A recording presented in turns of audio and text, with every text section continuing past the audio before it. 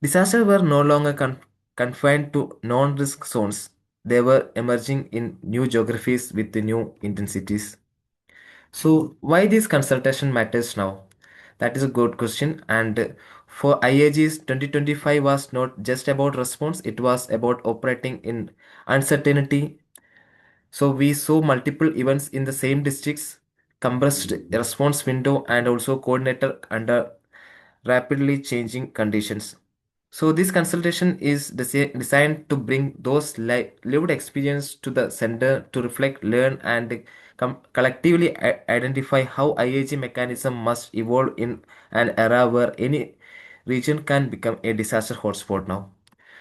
With that context, I will now take you through a brief climate and disaster overview of 2025 to set the foundation of today's session.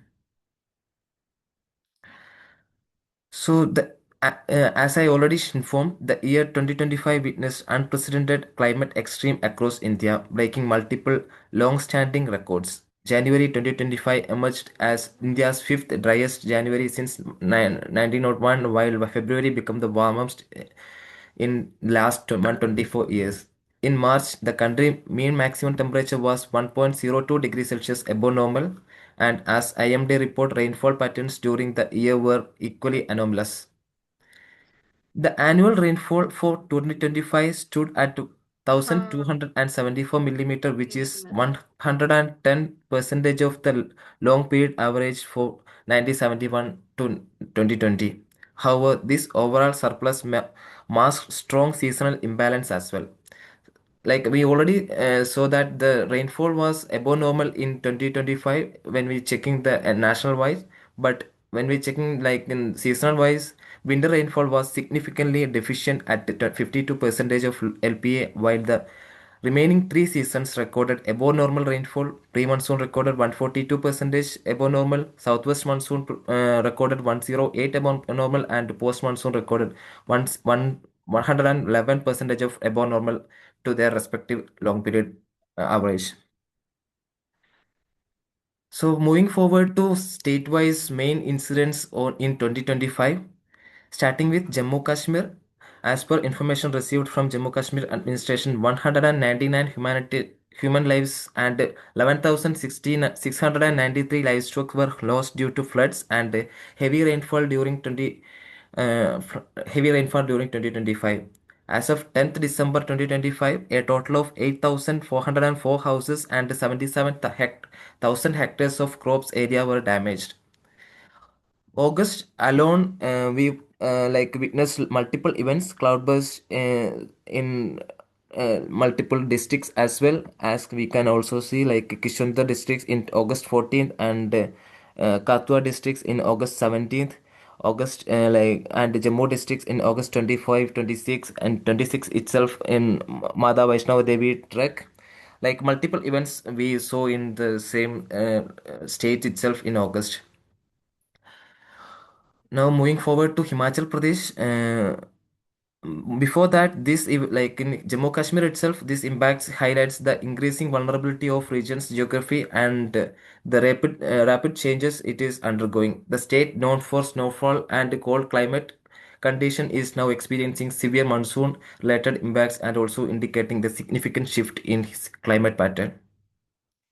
So in Himachal Pradesh, as per HPS SDMA data on 23rd September 2025, Himachal Pradesh reported 454 casualties and 498 injuries and 50 missing persons.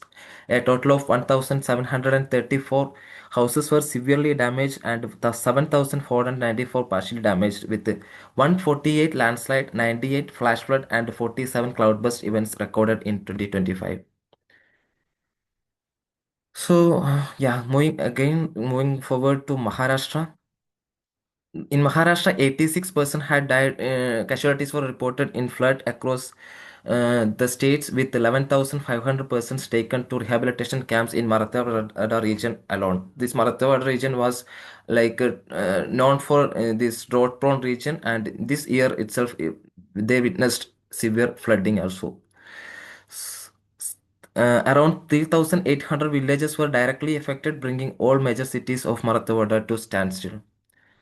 In Uttarakhand, this impact start from February onwards. February itself, in Chamoli district, avalanche reported, and it causes eight casualties also. In August, multiple events reported in this Uttarakhand.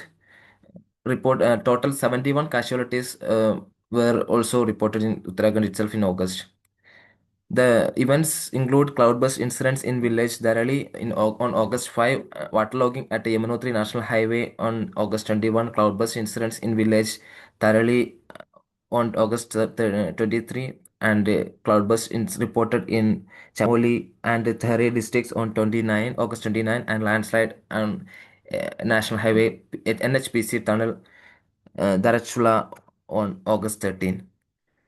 And September also, cloudburst triggered landslide damages in villages and road hydropower infrastructure in September 18, and it also caused seven casualties. Then in Punjab, Punjab is reeling under one of the worst flood disaster in its recent history, with all these 23 districts impacted as of 8th September 2025. Nearly 20 lakh people across 2015 villages have been affected, and 3 lakh 87,000 individual displaced from their homes, and the official death toll has it's around 1548, while three persons remaining missing. um, Apart from these main state-wise incidents, heat wave were also there in 2025. From February to July duration, around 84 casualties were also reported due to heat wave, and at least 162 people were killed by lightning strike across 12 Indian states between March and April. This is like a 184 percentage rise compared with the last year. Last year it was 57. And as of August 3rd, 252 people have lost their lives due to heavy rains, flood, and lightning strikes and related incidents during ongoing monsoon in Madhya Pradesh. So, and at least 123 casualties and at least 339 injuries were also reported across multiple states due to stampede incidents in 2025. This also like a new incident like that was not known for last previous years. Air India Express, like that flash crash also reported in last year. It also caused 247 casualties. So yeah, with this, I hope I have set a context here for the consultation, and I'm handling it over to Divya ma'am, who is co-chair of Interagency Coordination Committee, for moderating this consultation. Over to you, ma'am. Thank you, Vishnu. Already, I mean, you have given a very good insights related to what has happened this year.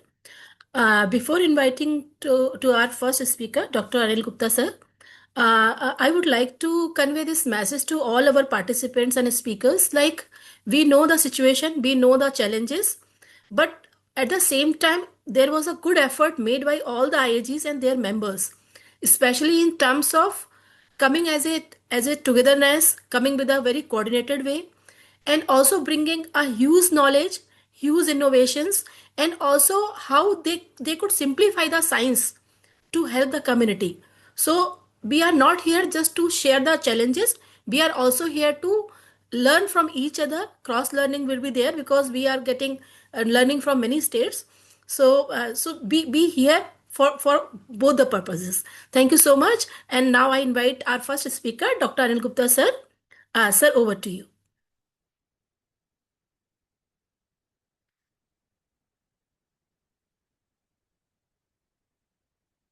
Sir, you are on mute. Yeah. Thank Thank you. you, sir. Thank you, Dr. Divya, and all dear colleagues from interagency groups. Am I audible? Yes, sir, loud and clear. Ji, thank you. And I can see the strategic representations also. I can see many UN and other international agencies. I could see Sarabjit Bhai and various other people. And for this, I would compliment the entire, I would say that this Kutumb. So this interagency coordination group is like a large Kutumb of the country, where many institutions, many people, many volunteers, many institutions are engaged for the common cause. And Sphere India has really taken this initiative very nicely. And this discussion of lessons learned over the past 1 year is also very important. And as we recall that the Indian Prime Minister gave a 10-point agenda, and point 9 was primarily on this, that lessons of disaster should not go waste. And this is very important. And we jointly we have taken this issue with proper spirit. And very soon we are going to release the last year's report also, that has been developed with the great insights and inputs from the entire Sphere India team. IIT Roorkee, ICARS is also very happy to be part of this process. We have started this journey together. And step by step, we are also learning and we are trying to improve, because drawing the lesson is saying is very easy, but it's not that easy. What kind of lesson really we want to draw? Because whenever a disaster takes place, there are so many lessons learned, learning exercise by many agencies, government agencies also, international agencies also. But which perspective we want to try to investigate, and what perspective we want to bring at the fore, it's also important. So here, that how do we really improve the preparedness? How do we really improve the coordination mechanisms among various stakeholders, various agencies, various people, and improve the immediate response and also the early recovery, till early recovery. So that's also very important. The entire relief phase also. How do we improve the humanitarian the strategies and the actions? So that is also very important.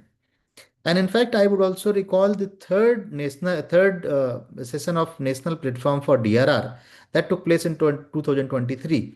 So there, this issue has been specifically highlighted in the recommendations, and this recommendation was routed to Ministry of Science and Technology, because there are inputs from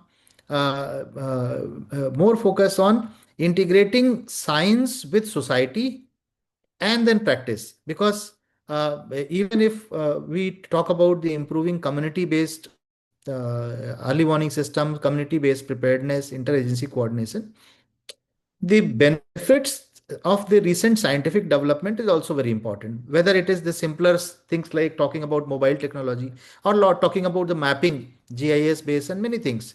So that is why it went to Ministry of Science and Technology and it came to ICARS. So ICARS got this mandate, and it is we are continuing this journey together with the Sphere India for this purpose. Here, I would also like to focus that throughout the year, we face several disasters, and the previous speaker, and Dr.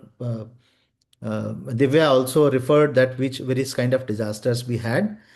But if we see that major disasters were more in part of the Himalayas, the Dharali, Kishtwar, these kind of incidences. But if we look at the casualties, there are smaller disasters, or sometimes even the incidences which we do not consider as disasters. For example, drowning. But if we put together, that is a huge number. Lightning, huge number. And in fact, when we talk about the public safety, or when we talk about bringing a culture of safety, that is the basis of disaster risk reduction. We also say that we should not narrowly focus on major disasters, but we should look at basically wherever the safety concern is required, whether within the schools, within at home, within our businesses, within our working areas. Those concerns should also be brought to fore, because smaller scale emergencies are also requiring a lot of coordination. Whether it is a very, very small emergency, one person is affected or one person is caught in a situation, but then also this issue is becomes important, that how do we coordinate? And that is something is flowing from the global thought process also, whether it under G20 or the initiatives of UNDRR, initiatives of UNICEF and various other agencies also, IFRC, realizing that most of the disasters are climatic disasters. But when we say climatic disasters, I would say that not necessarily related with climate change, but certainly the climatic phenomenon or climatic parameters. So that is also important. And to great extent, we have been able to relate the hazard scenarios or hazard episodes with climate change, but we also have to see that increasing vulnerabilities and increasing complexities of the vulnerabilities within the socioeconomic systems, socioeconomic and cultural systems, sometimes are also directly aggravated by the impact of climate change. For example, migration is one. Like the areas which are affected regularly by climate change related disasters, people move and settle in some areas and which become the poor and vulnerable communities within cities. So one message I would like to give that the all the members of an interagency, we also start looking at how vulnerabilities are also associated. Hazards are associated, but if the vulnerabilities are increasing, then the impact of hazard would be higher, and that is what we are facing now. Because in terms of deaths, we say that numbers are reducing, but in terms of economic damage, that is increasing. In terms of infrastructure damage, that is increasing, and in terms of economic damage, that is increasing. So these are also the concern, and then certainly impact on livelihood and other social systems is important. Then what I would say that this learning exercise it gives a good opportunity to understand about the new things that conventionally we were not having in disaster management domain or within our understanding. But whenever some new kind of disasters come, new lessons bring the innovative ideas also. So each and every disaster brings some kind of innovation that people thought that in a given situation, let us do this.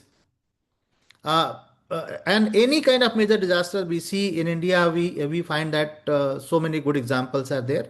Certainly, we have flood of bad examples also. So we should not forget those failure and bad examples also, because those are also great teachers. Even they more than success, the failure is a even greater and more harsher but more effective teacher.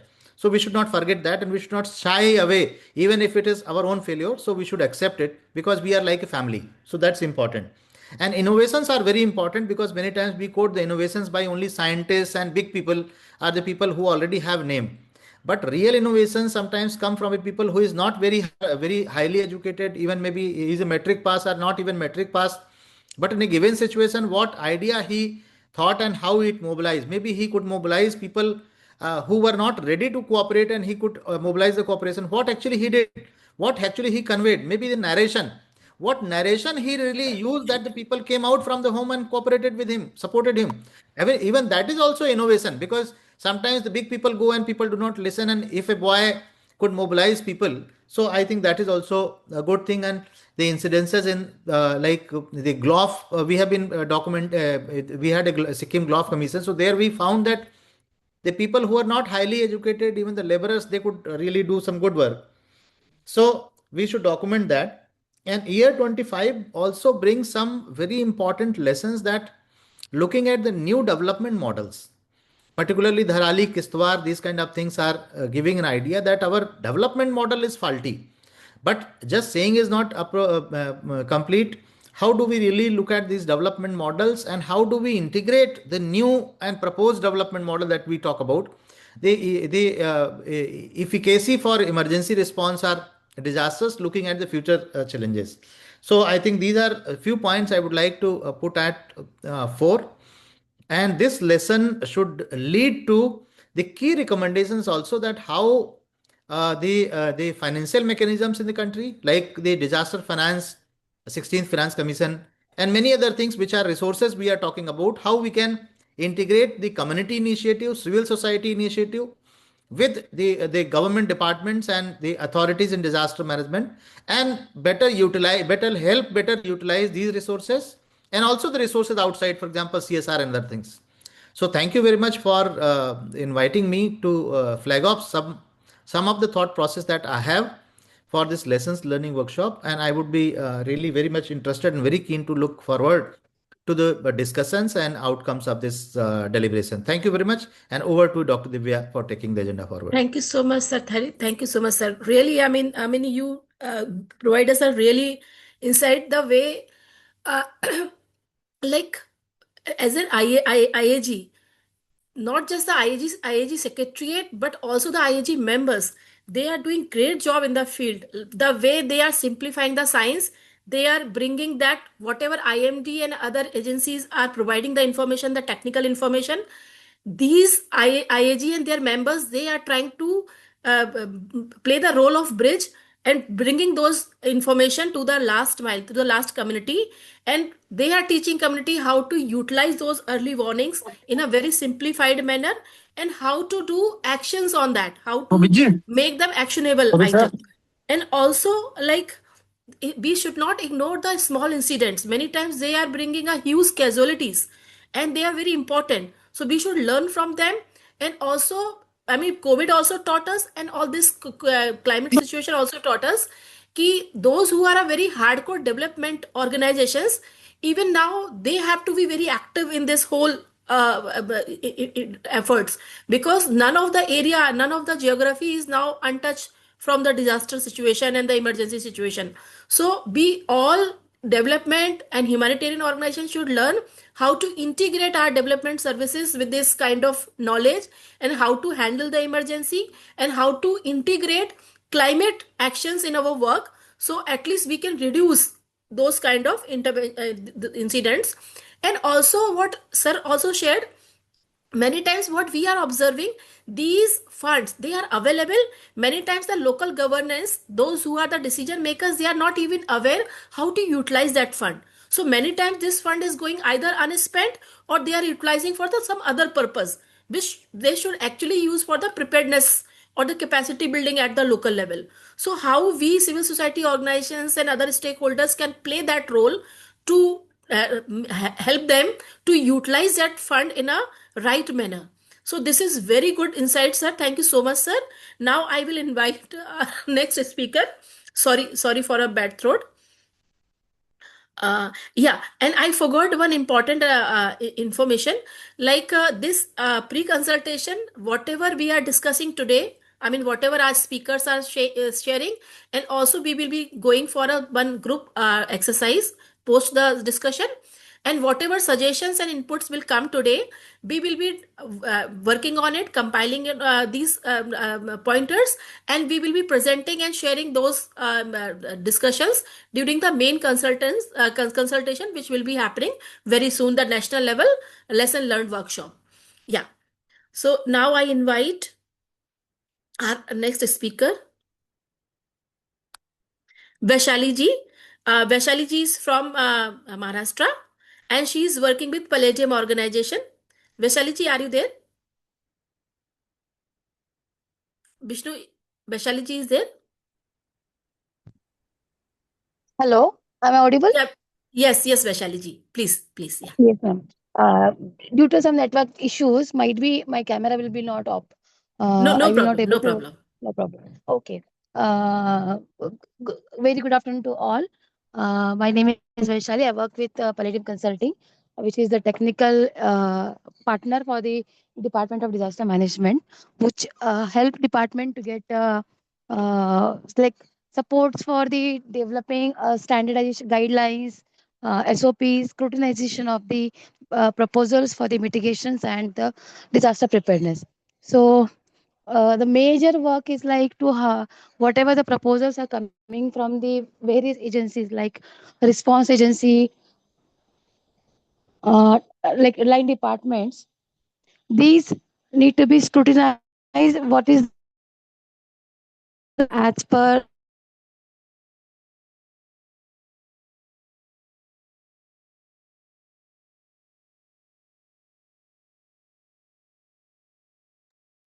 I think we proposals? lost. Yeah. Sorry. Please continue. Please continue. Yes. Yes. So now am I audible? Hello. Yes. So the major like we are working with the department for last 3 years, and we were part of like a in a crucial time for the monsoon period, like response and other further coordination with the districts and the response agencies and other things. The what we have learned and what we have observed that like earlier, like if I say example, uh, in 2019 when we had a long big flood in Kolhapur, Pune, Satara district, that time we were having a shortage of the rescue operations equipments and other things. So in that time various ngos has been come forward to equip the district administration, the state administration, for these small but which will be very crucial during the emergency like situations. For example, life buoy or the boat, the life jacket, which was look like a very simple asset, but sometime in a critical situation it makes a very difference. So that has been provided not only by the government, but the large support has been came forward to the by the ngos also. So these kind of interventions, like not only assessing the situation, but equipping the community to provide how to sustain in a particular situation, what are the needs of the community, that need to be documented not only during the continuous process, so that community also get evolved and get prepared. One example I can share, during the interaction with the community, we were having a sessions with the people about how, what is the learns, like what is the experience we have seen, and what should be the measures we need to be taken care. One village which is a light inside in the not on the main river roadside, but near to the river side, what the youth has been suggested, he suggested that we should have a big village entrance gate, so that in future if our village will affect by the flood or something, we will able to understand which is where is our village is located. Most of the cases wherever there is interior villages are there, we will, most of the time administration might not have a, only they can have a road connectivity or map this thing, but small roads we could not able to understand where is the location if the any rescue forces will come forward for the people. So for that we need a local community understanding, what about their locations, whatever the vulnerable populations in that areas, and similarly how we can communicate information to the upcoming agencies or something. For that coordination, people like IAG and district administrations, response agencies should be come together. They should set up a kind of coordination so that the information should be circulated in a easy way. People will understand. There should not be any miscommunication happen, and we will able to provide like the services and the people, we will make sure people will not be affected by these things.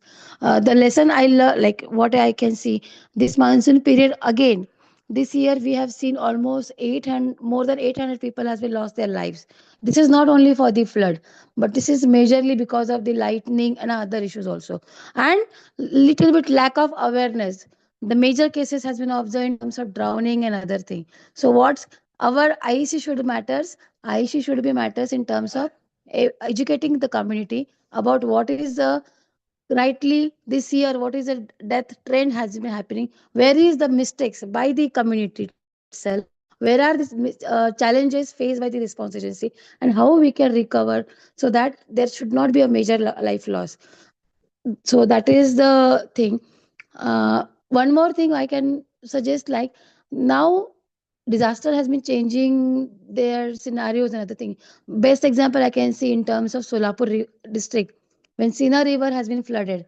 Sina river, which was a minor river, never considered as a major river, and the flood has been like we have seen the flood. It's a once in 100-year flood. So now we need to be prepared not only for the regular locations or something. We should be understand what is our nearby hazards are there, and how to prepare ourselves to be secure. Like one more example I can say in terms of monorail, where all the train has been stopped, the people has been shifted to the monorail. So and it become another disaster. So that we need to understand how the community reacts in such a way in a disaster time, and how we can equip them what know what to do, what not to do. It should not be like a typical kind of information. It should be in such a way that whatever people age group, the social group will be react In that basis, we could help them, so that it will help us to reduce the life loss. And the other thing, like the structural measures and other things, that has been continuously going on, but that will help safeguard the life also. That has been reported, that has been ensured. But the thing is that now the death scenario has been changing. So now we need to be, our first priority should be how we can secure the life loss, and for that, how we can equip the community so that they will make a safer thing. So that is from my side, sir. If Thank you, Vaishali. Very, very, very well you articulated the situation of Maharashtra. And it's very, very good to see like how all the civil society organizations are contributing the way, bridging the gap, and also filling the gap. They are participating in the creating the SOPs related to mitigation, and helping district administration and local gram panchayat and other governance in the preparedness. And the very important aspect you were telling, like I was also in Solapur for a few days. We were doing relief operation post flood. In the village, I could not find a single person who have seen flood in any, I mean, in his or her lifetime. So more than 100 years it was flooded situation. This area is known for the drought, and all of a sudden, I mean, they are facing the flood. So it is a very good learning for all of us, those who are the stakeholders and working closely with the community. Like uh, now we cannot work on our previous experiences. Due to climate, what is the change scenario we are experiencing, we need to make all the preparedness based on that. So it is very, very good example you share here. And also like providing immediate support like boats and life jackets, whatever is required for the saving the life of community that time. Because if prepared lack of preparedness is there at the level of community, at the level of local governance, then definitely that time we need to see how we can protect the life. But one aspect we should not forget, when the time I was traveling Solapur, Bid, and Dharaship district, I have seen a huge loss of agriculture crops there. So normally, what we try to provide the support, or we try to provide the assistance to the community, immediate life saving support. But not, often we forget to see they are the development problems in terms of their loss of livelihood, in terms of see ki how they will recover post in this kind of emergency. So it is also very important aspect, and we all are working on it. And very good example set by all the Maharashtra IAG members, working very closely, working in a very coordinated way. I have seen within few days a very good report came from Dharasip. This Tuljapur was also supporting in this need assessment that time, and district administration immediately invited TIS and all the NGOs working in these district, and try to do this joint rapid need assessment. Thank you so much, Vaishali. Very aptly you shared this all learning from Maharashtra. Now I invite our next speaker, Shri Shivdular Singh Dhillonji. He is retired IAS officer. Currently, he is serving as a secretary, Punjab Red Cross. Vishnu, is sir there? Yes, Yeah. Divya ma'am, he is here. Yeah. You can see. Let me check.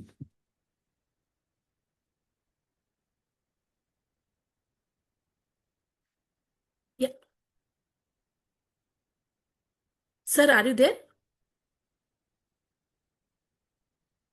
Ma'am, I think we can go ahead and we can like invite him next. Like Okay. Okay. he Maybe he's maybe finding some difficulty. yeah. So by the time sir come back, I'll invite our next speaker, Mehran. Mehran is working with Alpha International, and he is also supporting the state IAG Jammu and Kashmir.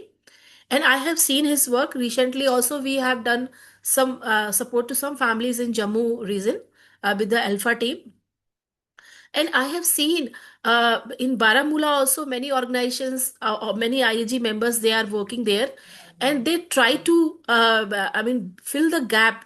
They could immediately reach to these families with the immediate support. So, Mehran, over to you.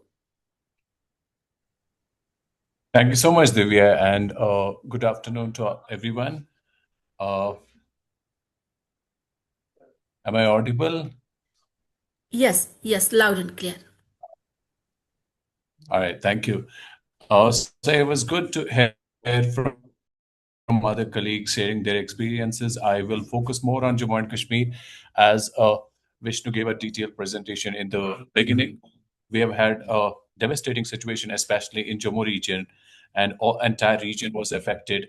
And there are some learnings that I would like to share. How do we address these situations in future if, God forbid, these situations again arise? So, and then some of the situations that took place in Jammu and Kashmir, especially the most devastating situation we had in district Kishtwar. We have had the cloudburst. Uh, Around 200 people were believed to be, dead in this devastating situation. Could that situation have been avoided? Could we avoid those situations in future? That is something we need to talk about, and that is something I would focus on because that was a major uh, devastation and major situation we faced in Jammu and Kashmir, and also about the geo NGO coordination in Jammu and Kashmir. And unfortunately, I was going through the slide, and Vishnu shared like more than 11,000 families were affected. And we have around 3,000 schools also, which were badly affected. And you remember, Divya, you and I, we were coordinating with the authorities. And in fact, luckily, we got a proposal. We are trying to construct some prefab schools as a model, which will start very soon. And so about the cloudburst that we had, this, as we talk about the shift in the pattern of weather and unusual weather patterns. For example, currently we have the coldest period supposed to be in Kashmir. It's called Chile Kalan, one of the most coldest period that is for 40 days. But unfortunately, there's absolutely no snow, and it is pretty warm in Kashmir and pretty cold in Jammu, which is again a big shift for all of us. It is kind of a shock for us. We are supposed to have a lot of snowfall, but as of now, there is nothing yet. So, how do we prepare ourselves? Because now it's not a surprise, it's been happening for a couple of years. These delayed winters and unusual patterns, weather patterns. How do we together, civil society organizations and government, prepare ourselves? Because you were sharing the examples from Maharashtra. These guys used to have drought. Now, after 100 years, they have flood. So, some of the experiences that we have from the past kind of become irrelevant because there's absolutely crazy patterns, that things that we have not heard for decades.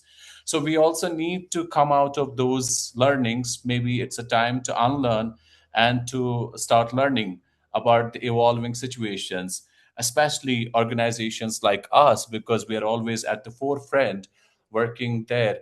And my other thing that, because this is a network where I should be talking about this, despite having this situation, devastating situation we had in Jammu and Kashmir, unfortunately, not many organizations responded. So we should have many organizations responding to the situation.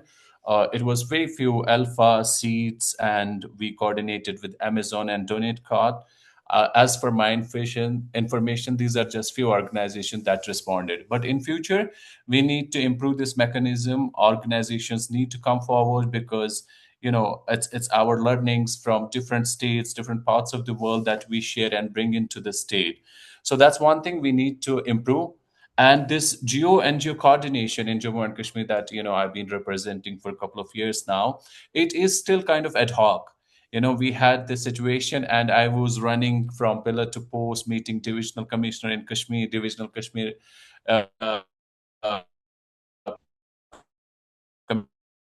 commissioner in Jammu. Somehow we are coordinating, but it is not organic. I think Sphere India and some organizations, we need to work together to make this geo NGO coordination very organic, which has to be in place irrespective whether there are any emergency situations or not.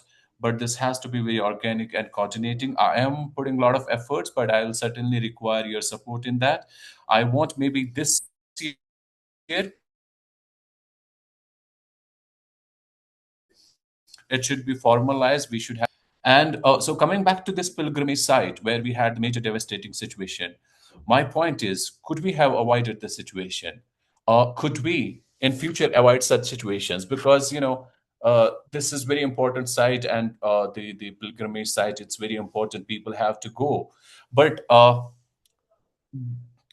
there was not a system in place where these pilgrims went there, where they registered, where they warned about the weather. What was the communication system? Because to reach there was no communication system. So how do even we track the people who went there? There was no proper record.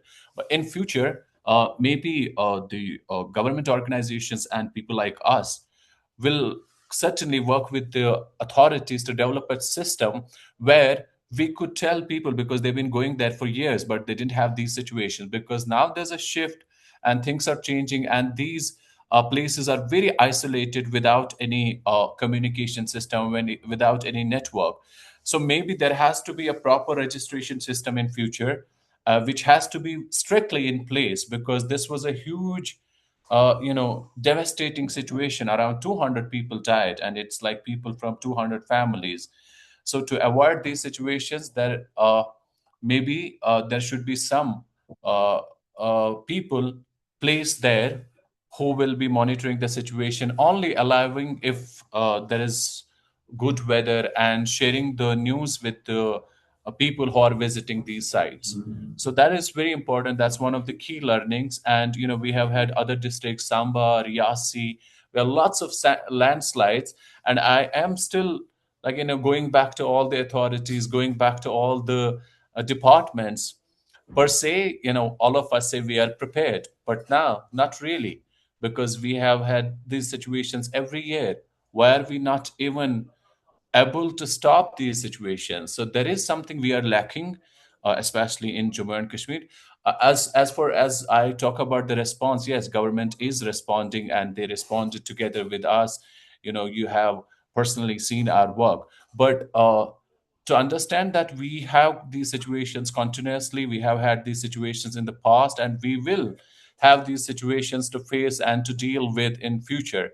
So we need to really understand that some of the things that we are talking in 2026 are kind of irrelevant. We need to evolve.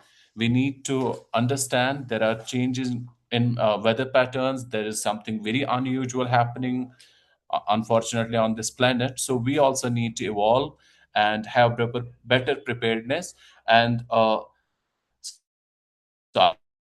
I would like to request something this devastating situation. Only a couple of organizations, very limited organizations, responded. So if we have a situation in future, I would like to request my colleagues, they should come forward.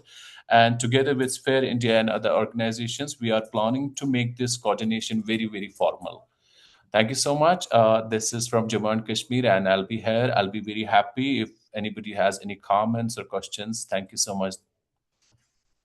Thank you, Mehran, and thank you for the efforts you and your team and other IAG members made post this incident. I mean, we all agree, like Sarabji sir, he is here. He always quote that like coordination cannot do without efforts. We require resources, we require those efforts. We always see coordination as a very easy kind of a work which people feel like it can happen. It cannot happen. We need to make effort, we need to make that joint effort, we need to put some resources for that, we need to put some use of technology and people for that. Then only we can come out with a very good coordination at the state, national, at the district, everywhere. And also like it was, we cannot ignore small incidents, but they are creating a huge loss of the human life, animal life, and also which can be avoided. Like I have seen in Uttarakhand also in 2013, that time I immediately reached to that place, and that time I was sitting with the government working with UNDMT, and I have seen many and many people were coming and searching their near and dear ones, and there was no registration done. That time people were leaving one place and one post to the other post, there was no registration, and there was no system. You cannot track that XYG person was that time here, or he or she was at other location. And then obviously for the army or other rescue team, it was very difficult for them to track that person, because you are not aware ki, which is the right location of that person. And also it is very important, like you were telling about this Chile kit came very late. Now winter is delayed, and also the lack of snowfall. And if lack of snowfall is there, then it will not just affect people, it will affect their livelihood also, their crops, their fodder, and it will affect their health also. And I have recently, we have done a very good effort in Ladakh, anticipation action, where we found, just because of this delayed of winter and the lack of snowfall, these safford, those who are working for the pashmina, they lost the fodder of for their sheeps. And just because of lack of fodder, their entire livelihood, the whole cycle is getting affected. And not just one family, their whole community, because the whole community is dependent on the pashmina supply, or their production. So we can see this as a very small problem, but it is a very big problem. This emergency is not affecting just the emergency or the life, it is also affecting their long term development indicators. Like in a school, if school will not work, school are affected and their buildings are not functional, then children will be losing their study days. And if they will be losing their studies day, then definitely for the next generation, we are going to lose their development growth. So we have to see this whole thing as a one, not in bits and pieces, but as a whole, and try to work on these, and how we can work as in this new kind of situation, new kind of climate. So we need to also improve our knowledge, and try to work on that. Thank you, Mehran, thank you so much, and thank you for making such a good effort for, the area where you are directly working, and also supporting the IAG at the Jammu and Kashmir. Thank you so much. Now I invite Sir Shri Sibdular Singh Dhillo sir, and he is a retired IAS officer, and currently he is serving as a secretary, Punjab Red Cross. Sir is with us. Welcome, sir. Thank you so much. Thank you, sir. I would like to thank Sphere India and for organizing this national level interagency group consultation, from where we have people from all over the country and various NGOs and other bodies. I think it's a great effort. I must please want to place on record my sincere gratitude for this. Coming to our experience in Punjab, as we all know, this year in 2025, we had very bad floods which affected Punjab, and some of our districts, especially the border districts, were very badly affected.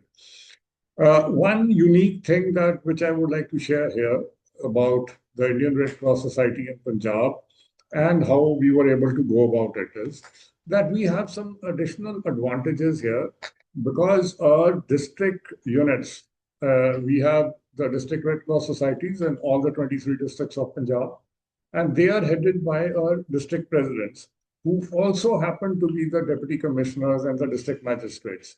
So our interaction and cohesion with the governmental agencies is absolutely seamless. So the resources of the government and the resources of the Red Cross, they are inextricably interlinked. And so there is no time lost in setting up coordination, because the coordination is there right at the beginning. With our experience from earlier years, what we were able to do was to foresee that these floods were about to come, because we were monitoring the rains and the water levels in all the major dams across the major rivers, which are primarily located in Himachal Pradesh. Some of them just at the border of Punjab and Himachal, like the Bhakra Dam, which is our biggest one, and the Pong Dam, the Jeet Sagar Dam. They are virtually all along the border of Himachal and Punjab. And as we saw the water levels rise in these dams, and the meteorological department, IMD, was forecasting very heavy rain. So we realized that sooner or later, what is going to happen is that these dams will reach their peak capacity. After that, they'll not be able to absorb that water, and will have no option but to release this water into the rivers. And when the floodgates are opened and the water comes, the floods are bound to come. So we were monitoring that, and like I remember, I had a talk with one of the deputy commissioners, and I actually told him that, look, in the next 36 hours, you will have floods in your district. So you'll need to evacuate these people from these villages along the river banks. So if you need some tents or whatever to create shelters for them, please send your people and let them collect the material from us, which we had pre-positioned here in Punjab. So as the flood waters came rushing in, at the same time, simultaneously, our relief material, along with tents, tarpaulins, and all other things, their arrival in the district coincided with the arrival of the floods. So they were fully prepared and were able to evacuate people in time and bring them to those relief camps. And it was a seamless operation, and there was no loss of life in that area. But then the floods came in all other areas also where they were not expected. So I must thank Sphere India and all the other agencies who rose to the occasion. They really helped us, whether it was Donate Cart, they helped us with rescue boats and fogging machines, whether it was the Neswadia Foundation with beds and mattresses, whether it was Humane World for Animals, who came up with 100 tons of animal feed, whether it was the Shri Ram Foundation, which gave us the quills, or Amazon India Foundation. All these people, this great forum was able to bring together, and we were able to leverage all this assistance. And I must sincerely thank all of them who gave absolutely timely support and relief, because the timeliness is the essence in any relief and rescue operation. If we need the goods or services today, then they can't wait till tomorrow, because the person who's drowning, who's going to die, will not wait till the next day to be rescued. He or she has to be rescued today. Another advantage which we had here was, and I'm sure all of you know, that there we have a tradition of this, community kitchen called the langar. I mean, wherever there is a natural calamity, whether it is in the earthquake in Gujarat or the cyclone in Kerala or the tsunami, even there you saw teams from Punjab going there and setting up langars to provide food. So the people from the nearby villages and rural areas, which were not affected by the floods, they all came rushing in with the langar and the food supply. And we were able to leverage all this. Though the NDRF was also there, the army also pitched in, but yet this support by these organizations, these NGOs, plugging those vital and crucial gaps where the governmental agencies were running scarce of these resources. Like the army had deployed their boats, NDRF had deployed their boats, the BSF had deployed their boats, the district administration had deployed their boats, yet there was a shortage of boats. So these were crucial gaps, which we were able to, through this interagency group, we were able to plug in those. And those were very vital loopholes, which we were able to plug. And that is what made all the difference. It's a huge difference. And, when the calamity strikes, the floods come, the effect is not only at that point of time. It's a long-lasting thing. What happens is, in certain areas, the rivers change their course, and they swept away human habitations along that new course. So people lost their homes, their herds, and along with that, all their household goods and everything.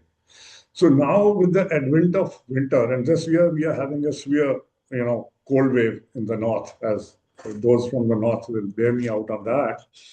So what is happening is that these people lost all their clothing, their warm clothing, their blankets, their quilts, their beddings, everything, even beds. So that helped the beds, the mattresses, the beddings, the quilts, the blankets, which we were able to put together through this IAG.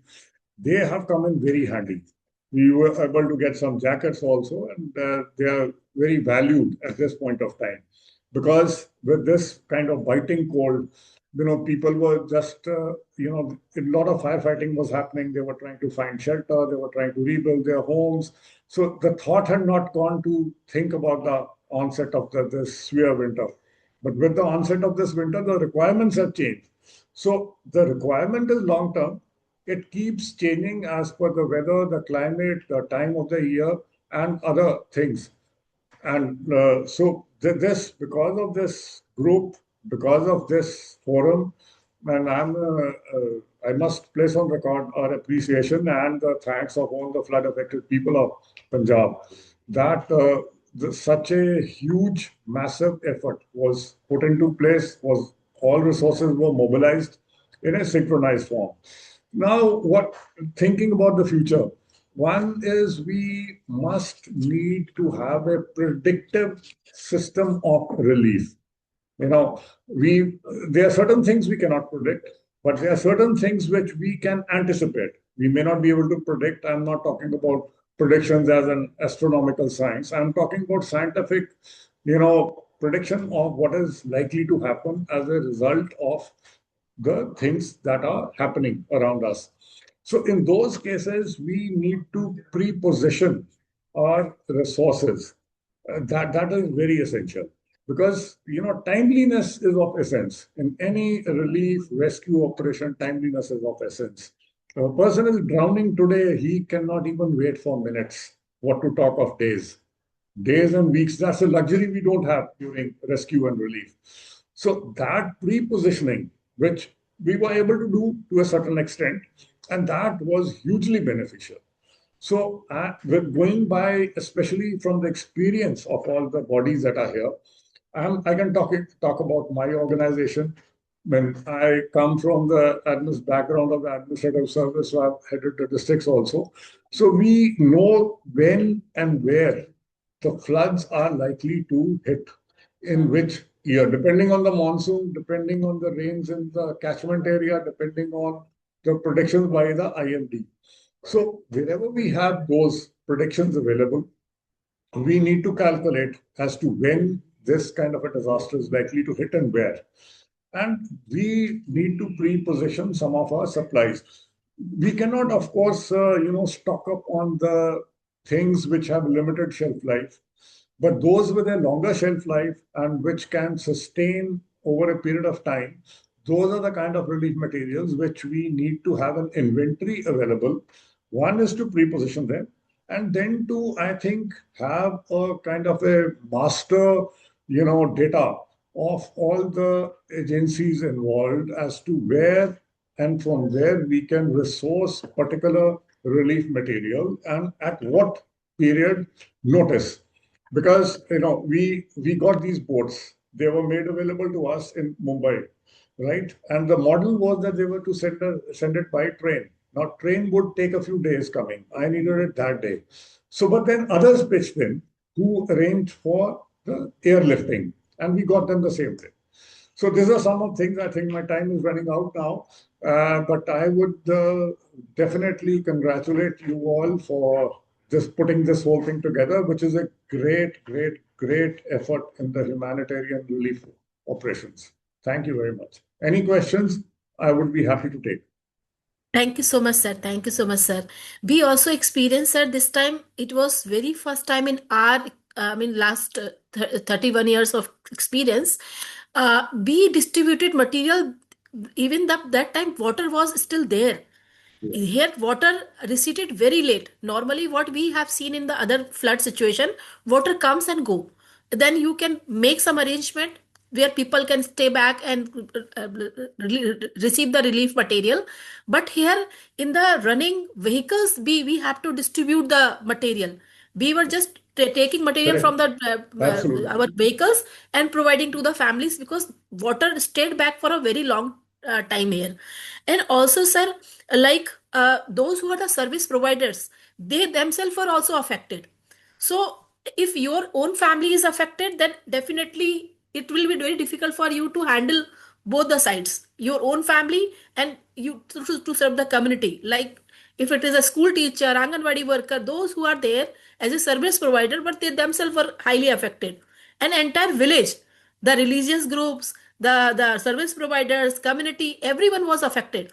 So it became a very difficult time, very challenging time for everyone. But I mean, the way each and every person from Punjab have come out from this kind of situation, it's really appreciable.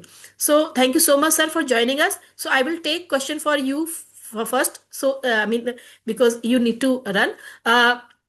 Is there any question? Any colleague would like to ask any question or would like to share any insight with us, sir? Anybody? Sarabji, sir, would you like to share? Hello. Yeah. Yes, sir. Yeah. Thank you, Divya, and thank you, Yes. Dylan sir, and all my other colleagues, Anil and colleagues from Maharashtra, etc., who spoke before Mr. Dylan. Um, my so as a community, I think we are doing well, but not as well as we used to do in the earlier days. Our resources have really dried down. Um, I'm really concerned, Divya, about the institutional capacity of government in some of the states. In some states, we are doing very well. Kerala, Assam, Orissa, etc.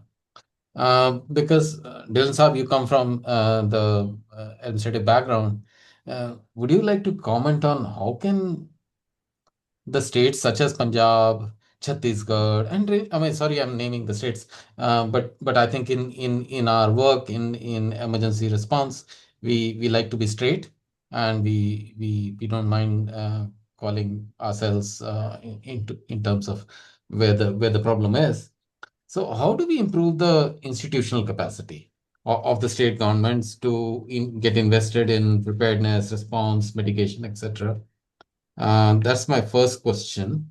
And second part of my question, Divya, is about market-based approach to response. We, uh, I think Mehran did mention about the role of donate card. Now, donate card is definitely a great system, but having just one system for whole country is not enough. States are rich enough, large states. How can we proliferate donate card kind of market-based approach to response in other states as well? I think if Sphere can take up that challenge, it'll be great if we can somehow kindle some, just like the way we kindled IAG long ago, if we can also create some more federated systems, no? So I'll stop here and listen to Mr. Dillon and others. Thank you. Thank you Thank you so much, for sir. your question. There was some breakage in the voice, so I couldn't hear it out fully, but I got the gist of it.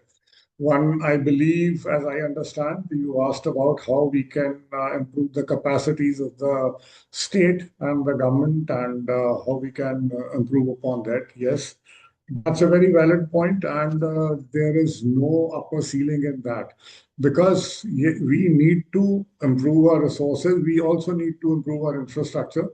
Infrastructure in terms of saving large, you know, human settlements, whether they are towns, villages, or whatever, by creating, effective bunds and flood protection works. We need to have a disaster management plan in place where we can, there are two kinds of things. One is the predictable disasters that happen. The other are beyond prediction. So the predictable disasters that happen, like floods and all, this, yes, we can definitely prepare better. Our flood management systems have to be better. Because these are interstate issues, because the rivers coming from other states, there are dams which are controlled by different bodies, and then there is a release of body. There is always a temptation for the people managing the dams to increase their water storage to the optimum level so that they do not have any shortage for electricity generation and irrigation later on. Now, in this kind of a scenario, what happens is they like to fill up their dams. And if the rains come unseasonally after the dams have been filled up, then obviously there is no cushion available in these dams to take in this extra water. And the dam management has no option but to release this extra water into the rivers downstream. And that is the time when these floods take place. So one is more predictability and flexibility about the management of the storage of this water.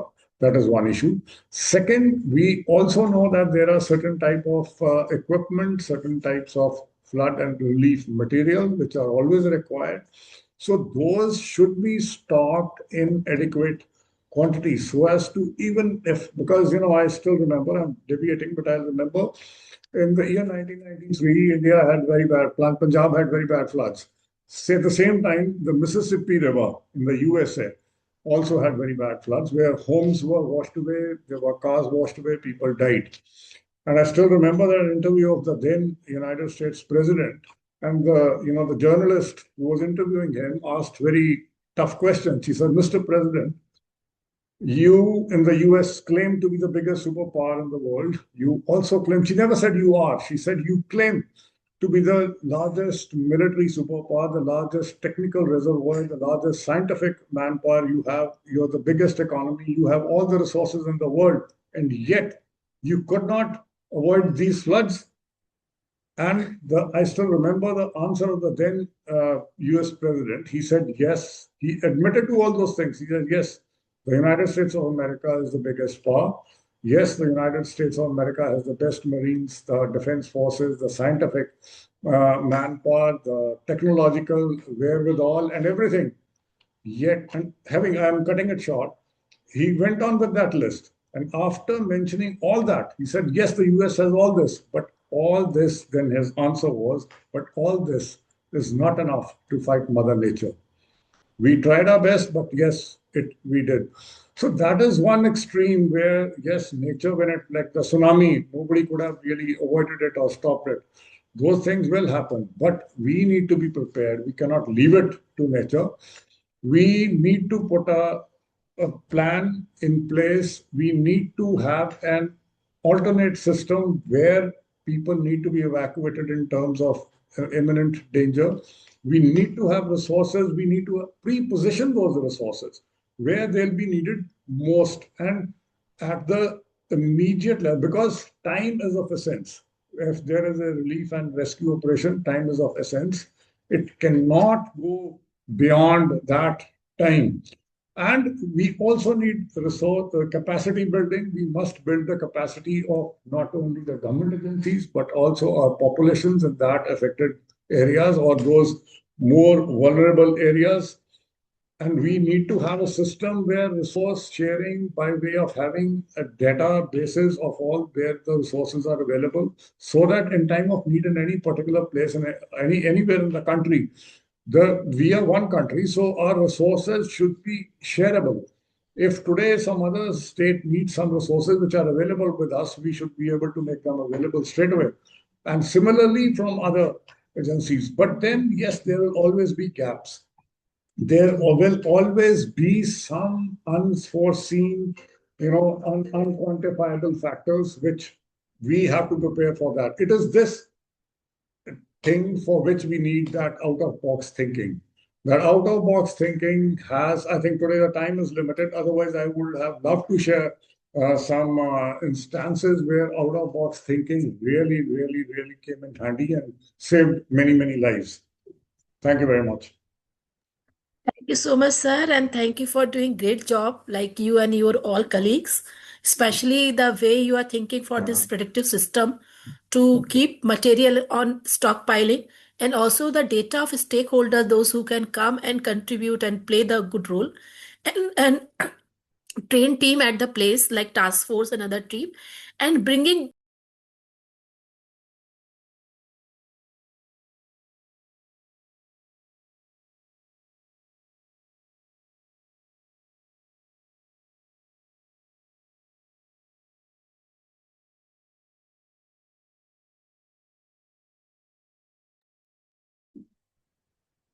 I think Divya ma'am have some technical issues. She will join like just after hearing that.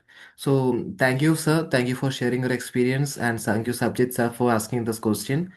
So we can move ahead. Next, I would like to invite Anuradha ma'am from Himachal Pradesh. She is part of interagency coordination group in Himachal Pradesh. She is also part of doers. So, ma'am, please.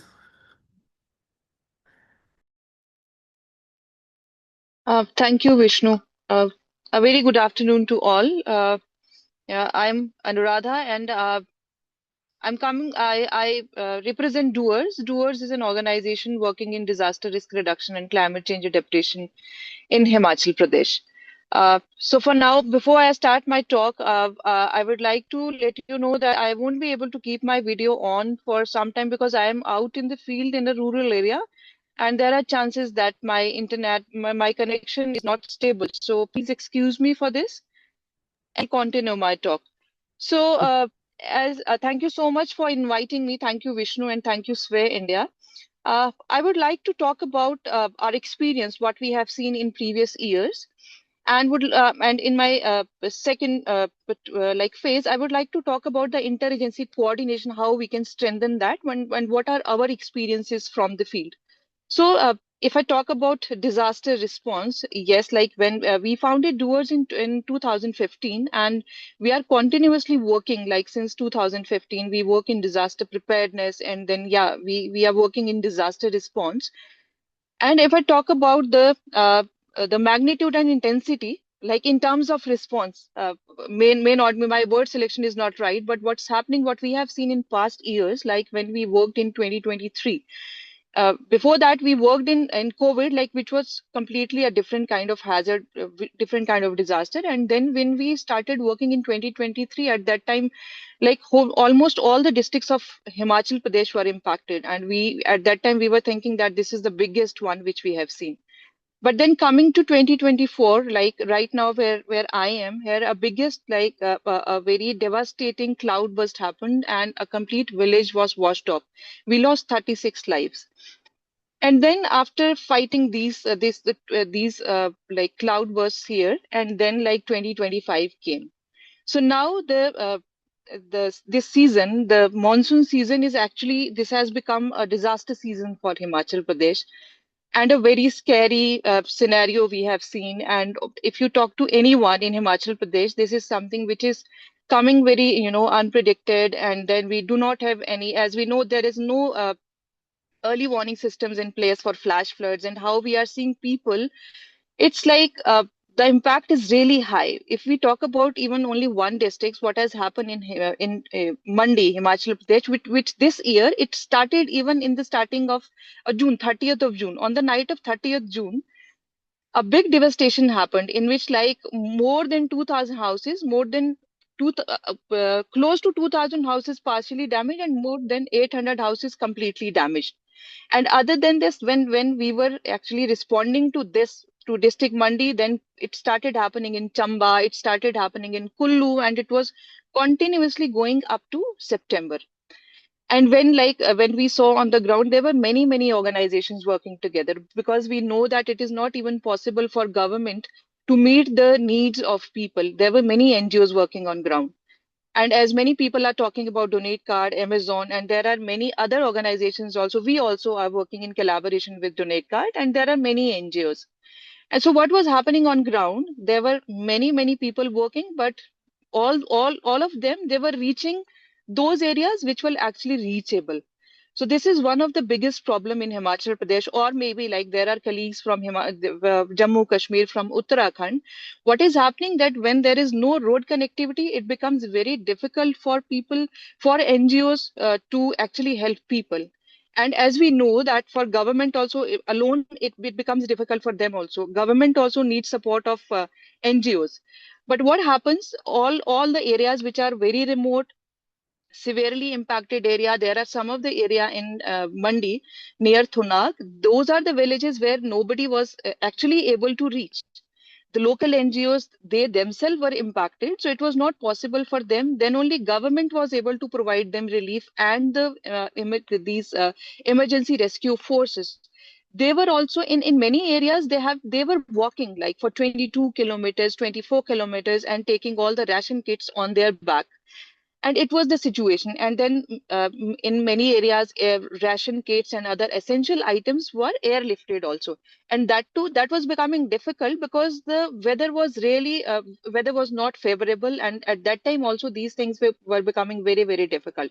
Although, like, as an organization, like, we worked this year more than 3,000 families, and we collaborated with government. We government supported, like, whatever need assessment we have done, that we did with the help of government, and in coordination with the revenue department. And we were able to reach the communities on ground. This is how we have worked, and we are working in this manner only because it is not possible for one organization to reach everybody who is impacted. And uh, because it's really difficult to get data and all these things also. But this is a very good thing that I should, if I talk about the coordination. So here, if we talk about State Disaster Management Authority, SDMA actually shares data on daily basis, where we receive data coming from different districts, damage and loss data, where so that on the basis of which we actually plan our response services. So this is how we are actually working. But there is one mm, a point which I need to point out here, that there are many other organizations also. Maybe they're working with Donate Cart or with some other organizations also. So the NGOs actually, when they communicate with their donors, they say that they are working in coordination with government. But then actually they usually are not having any coordination with government, and then duplication happens. As I said in the past also, duplications are happening, and many people are reaching only the same community, and those communities are also, they are saying, we don't need these things, please, we have received. So coming to interagency coordination here, that what kind of still we see that how we need to strengthen the interagency coordination. We need to understand that there are so many organizations on the ground, but there are some of the organization who comes in the in action only whenever some disaster is happening. They will work only 1 or 2 months, they are working in disaster management, but other than this they may not be having that much experience of how they should actually contribute to other cycles also, how they should contribute to disaster preparedness, what exactly how disaster management works, what is their role in disaster management plan, or even like what is their role in the act. That is the biggest where, like Divya ma'am was saying, that we need to build the capacities of NGOs on ground.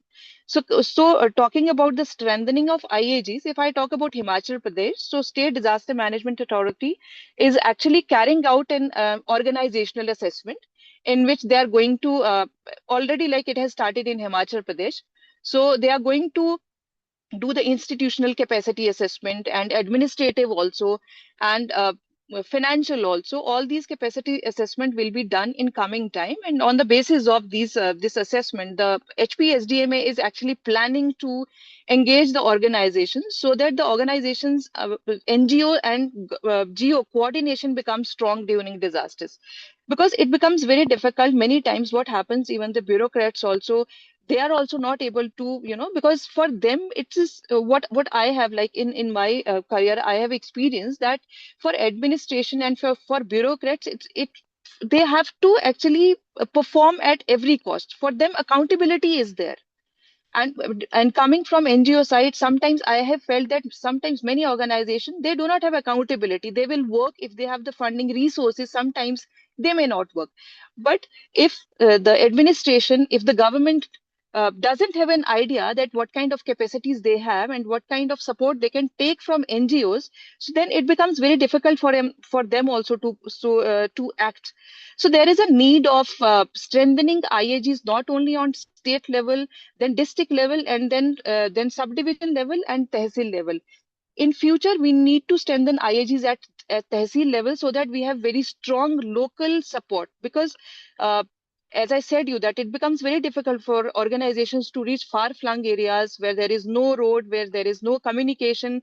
There are still some of the areas where there are no electricity supply was actually continued after 4 or 5 months, and there is no roads are still, there are some of the roads which are still blocked because these are village roads. So how we can actually support the last mile, what we say. For that, we need to strengthen NGOs at grassroots level, where CBOs should become a part of this interagency group. And whatever schemes are there, we know that there are many schemes. There is Apada Mitra is going on. There is another scheme of Himachal Pradesh government in which they are strengthening the capacities of people at panchayat level. So all these schemes, where all these schemes are going on, we need to rope in NGOs also, so that the response is actually available on ground. There are some of the very good examples also in Himachal Pradesh. If we talk about Mandi, even Red Cross, sir, he's here from Punjab, so he must have uh, read about this, or he might be knowing about this, or other many people also who are here. So in Mandi, there is a very strong system by Red Cross. They call this serve. This is called serve, in which they have volunteers at ground level, and women are participants at ground level. So if anything happens there, they actually activates these volunteers, and there we receive they receive very good response at community level. Many of them, all of them are trained in first aid. So these kind of systems are required on ground level, where each NGO which NGO is working on ground level, we can develop their capacities in a way so that they understand that what are their roles during emergencies, and they know about what is humanitarian principle. Because there are many people are there who even don't have an idea of humanitarian principles. Everybody wishes to support the affected population, everybody, but everybody wants to be there, everybody is available there only for that particular time, for example 1 month. But what happens after that? If you talk about this time, like after monsoon, it's been now 4 5 months, but now people need shelters. But we know that there is very less support.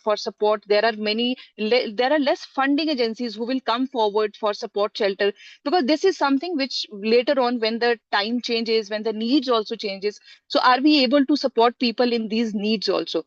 So this is something like which we feel that we need strengthening, we need capacity building of NGOs. And it's whatever is happening in Himachal Pradesh, what SDMA is doing, we are expecting that good changes will happen, that there will be a proper capacity assessment of NGOs, and NGOs will be engaged in that manner on the basis of their capacities, that where they can actually create good impact, so that when people are impacted, when disaster happens, so everybody gets support. Because we all know that disaster especially is a multi stakeholder thing. It is not possible for one, it is not possible for government to respond to any disaster alone. It's not even possible for NGOs without the help of government. There are many NGOs who they don't want to actually inform government that what they have done. So I'll end up with one of the experience that last year 2024, there is an area called Samej near in district Shimla. So that time the current DC of Shimla, at that time he told that we don't need support from NGOs, because there were some of the NGOs, they carried out a relief operation without informing administration. They went there, and then they went with limited items, and there were many families. So half of the families, they went back. And that was something where like DC understood that whatever, when NGOs are not actually working with coordination, so we don't need them. I'm like we our uh, relief operation, we had to postpone that relief operation by 45 days, like up to 45 days we were not able to carry out the relief operation, because the DC was very upset with the NGOs, because they were not keeping government informed. So there are many things like which we actually experience when we actually work with disaster impacted communities. But we know that if we work in synergies and we work in harmony, so definitely we can make the larger impact. This is what I feel. I'll stop here, and thank you so much for listening. I'll be open for any questions, if any. Thank you so much, and over to Vishnu or Divya ma'am. Yeah, Anuradha, very well. I mean, you articulated all the points, and I completely consent your point. Like those who are living with the community, they know the community very well. They know their challenges, they know the solutions also. So rather to bring some external knowledge to the community, better we can utilize their local system, their local knowledge, and obviously the local NGOs and CBOs, those who are every time sitting with the community, whether it is an emergency or whether it's a normal peace period, but they are always there. So their role is very, very important, and it's a very good effort. I guess this HPSDM is they are trying to assess the institutional capacity of NGOs working in Himachal, and I think it's a very good idea. And also, I'm also part of that in this discussion. They are going to utilize vetiver grass to mitigate the landslide in many locations, and through government efforts and through other efforts also, they are trying to bring the production of vetiver grass. Through that, they are trying to mitigate the landslide in many pockets. So it's a very, very good effort, and rather, especially doers and other members are doing in the state. So thank you so much, Anuradha. And if anybody has any question, because she's in a field, so maybe she lose the connection. So if you have any question, we can immediately ask. Otherwise, we can move to the other speaker. Any quick one question or one insight? Yeah, no problem. This Yes, issue yes, has been seen. It's an age-old problem. Actually, people are not adhering to the minimum standard and minimum requirement. This we have been experiencing in Orissa to 1999 cyclone, super cyclone right. in one area, particular area. Just to cite an example, 26 blankets were given to one family. People are just simply going and dumping this one. And Yeah, finally, so they have to say, so sorry, no, we don't want any more. And this has been a problem, but unfortunately, this NGOs, whether big or small, are not realizing there are many areas, unreached areas. Through proper coordination, you can do justice to the affected people as a whole. So this has to very be true. emphasizing in various occasions, but unfortunately, this is still continuing. Very Thank true. you. Very true. Thank you, sir. So now I invite our next speaker. She's from Assam, Ekansi ji. She's the chairperson for the IAG Assam. Ekansi ji, is she there, Vishnu? Yeah, good afternoon. Hi, Ekansi ji. Please go ahead.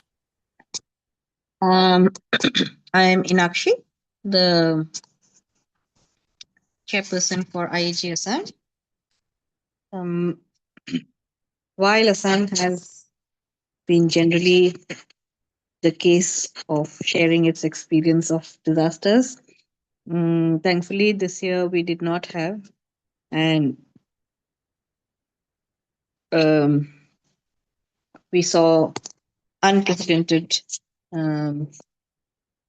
impact in other states of Jammu and Kashmir, Punjab, and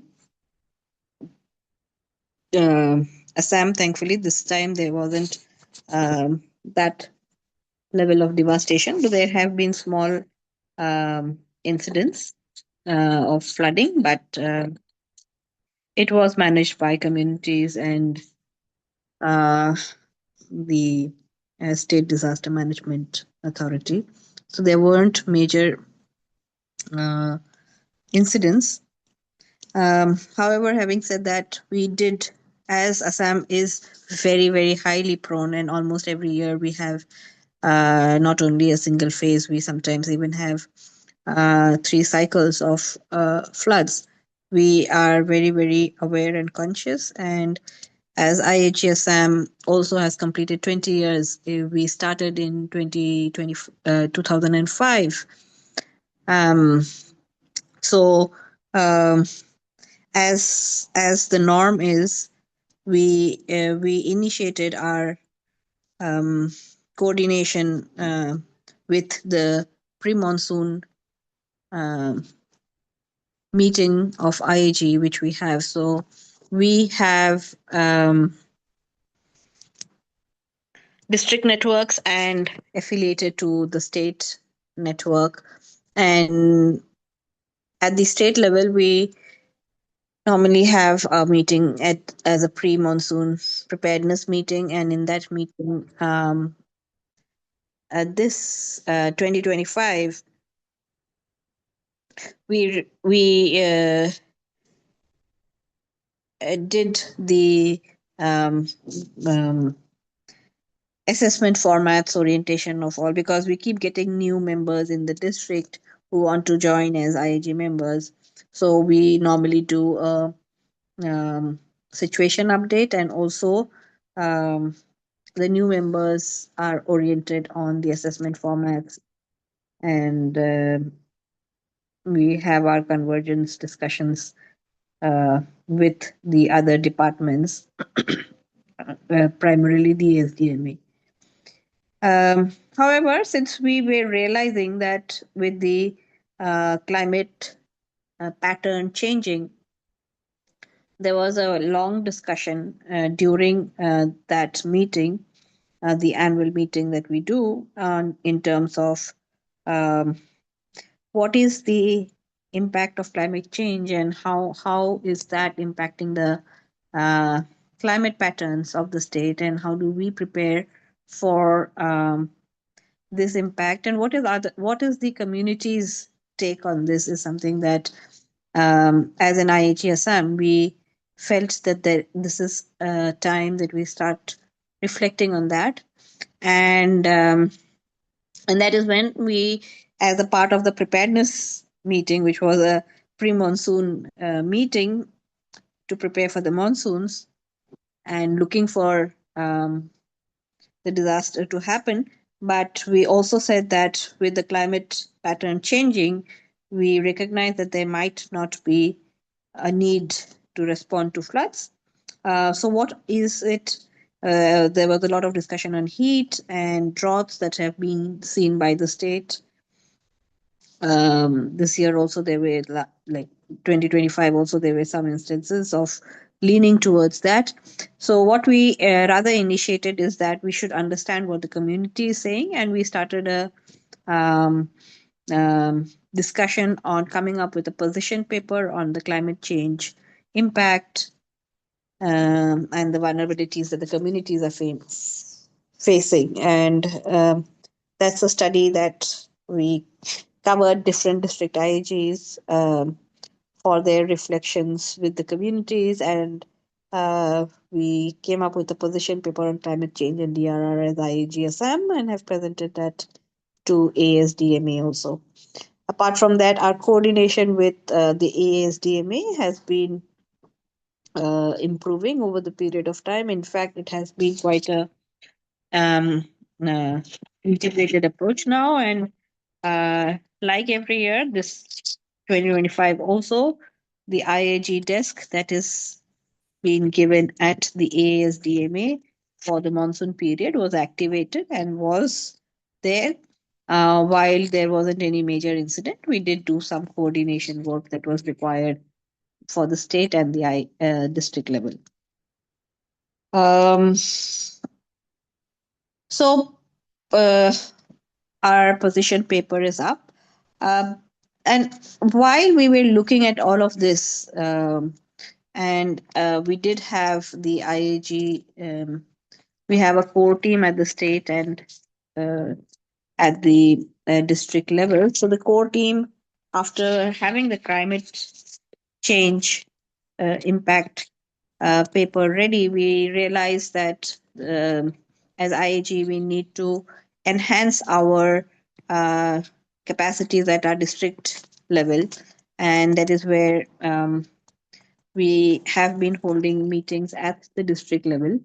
And two things which came up strongly along with the ASDMA and with UNICEF's support is that during 22 floods that happened in Silchar, one of the districts which has not been a very regularly impacted district, there was a very good approach of convergence that happened. And when I'm saying convergence, it is interdepartmental convergence that happened along with the IAG at the district level, and even more further down at the panchayat level. So there were these common facility centers that were resource centers that were set up in panchayats because it was a sudden and a very high scale response that was required. This model was developed, and it started with 10 panchayats, and the district administration scaled it up to 72 panchayats over a period of time. The IAG, district IAG, has been very, very engaged in this entire process as a bridge between the community and the district administration. Um, so that model, ASDMA also felt was very, very effective. So with again IAG Assam's collaboration along with UNICEF's support, we are taking this to pilot it in 2 more districts and check whether that kind of a convergence model, which was very effective in one district, can it be scaled up? And we're now trying to see that getting established in 2 more districts, and then later ASDMA would see if it needs to be further taken up for the entire state, along with the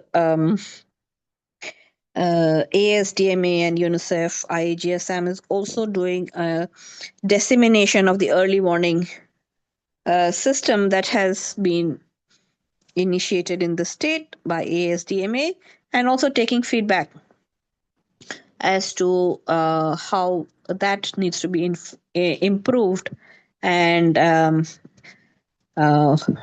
what could be more in terms of the convergence from the interdepartmental perspective required, because the early warning system largely goes through the district administration, but there isn't much engagement with all departments per se. So how does that get strengthened? While the IMD information comes, it is getting pushed through SMSs and things like that. But is technology enough? Are there other communities looking for other elements of early warning? So looking at that, we have done IAG Assam along with the district administration across 5 districts is doing dissemination come feedback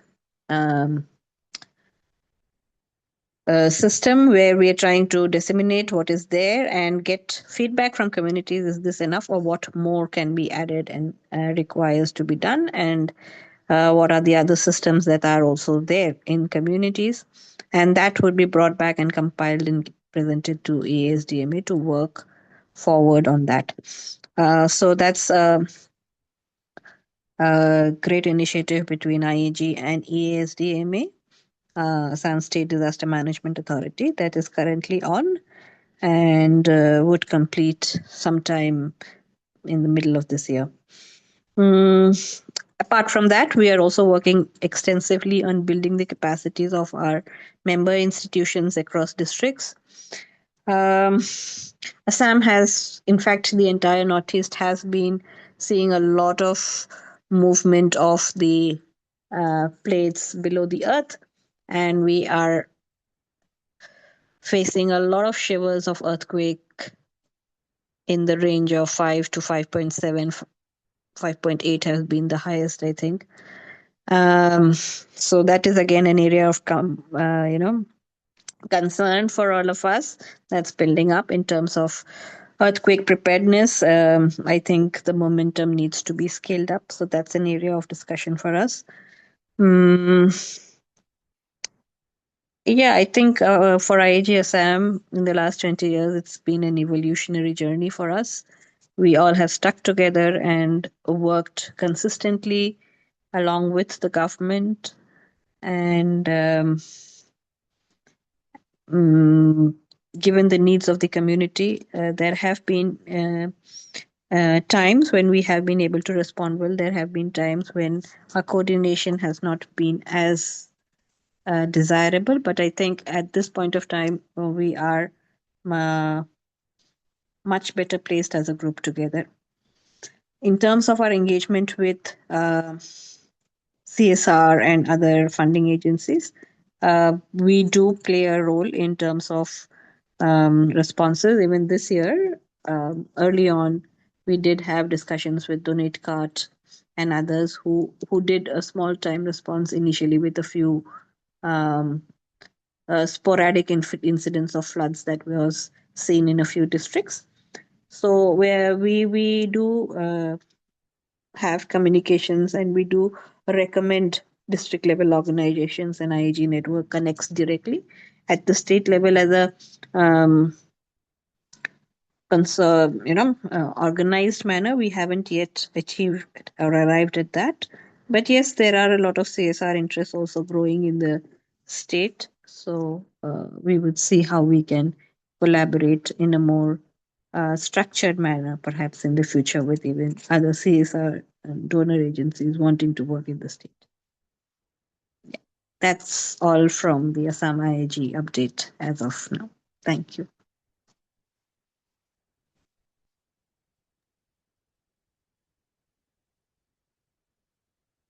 Hello.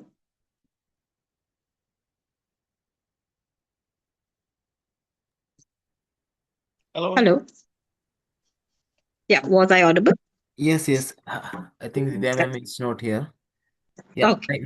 thank you, ma'am. Thank you for your experience sharing, and it is like it has a good learning for other states as well, like what Assam IAG is doing, like in the recent years. This year, as you said, the disaster was not that much, but anyway, the preparedness you taken before that disaster, also the GNGO does it's already been uh, been there in the SDMA level. So that's that's a good experience, like example for other states as well. Thank you for sharing that. So next, I think we can go ahead with Odisha. Debadra sir is already here. So sir, I would like to invite Debadra Patra sir. So he is chairperson for IAG Odisha. So sir, yeah. Yeah, thank you, Vishnu. I had a short presentation. I don't know whether it is there in So my. you can present it in the new, like in the bottom there's option for share. Okay, just a minute.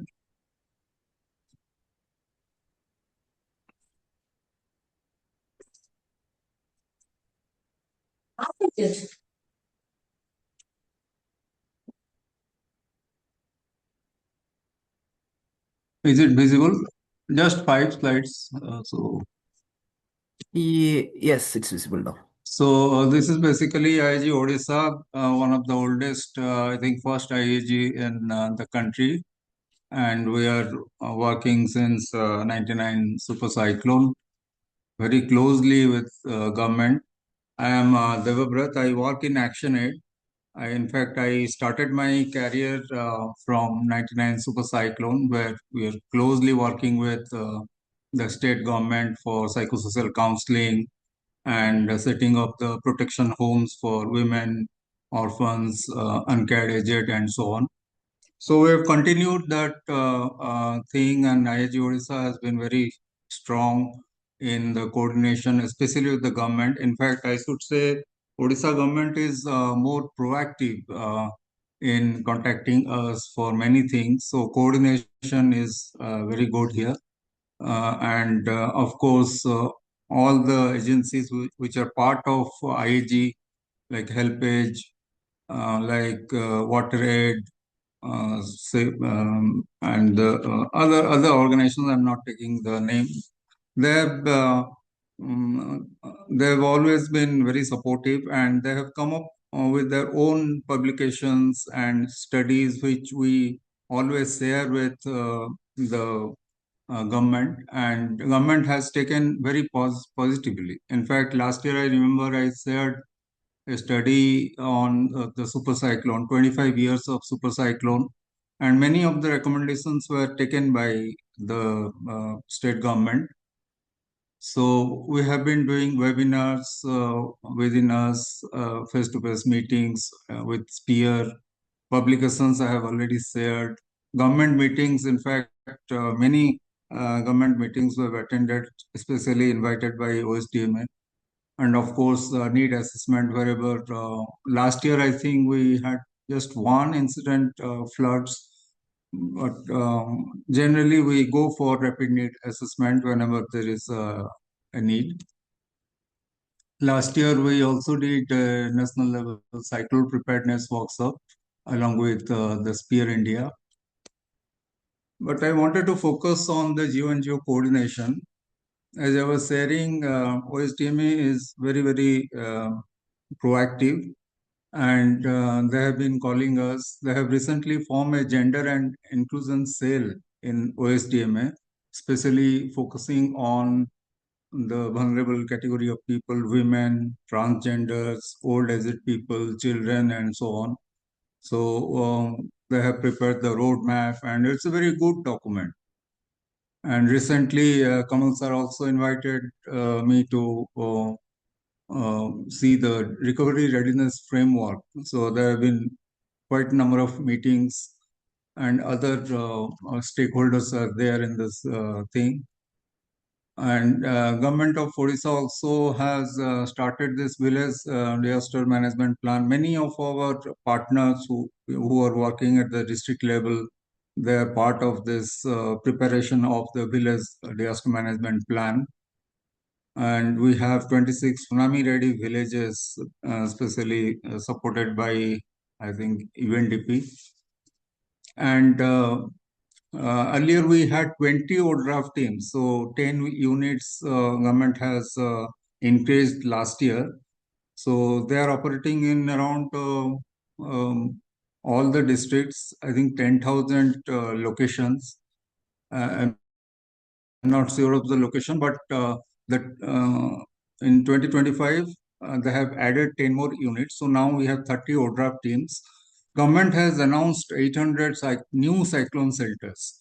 We were actually demanding for this because in the last year, I remember when we did the reflection of the 25 years of super cyclone, people were saying that now, since the population has increased almost 15% in last 2.5 decades, we need more cyclone shelters along the coastline because the frequency and intensity of the cyclones are also increasing day by day.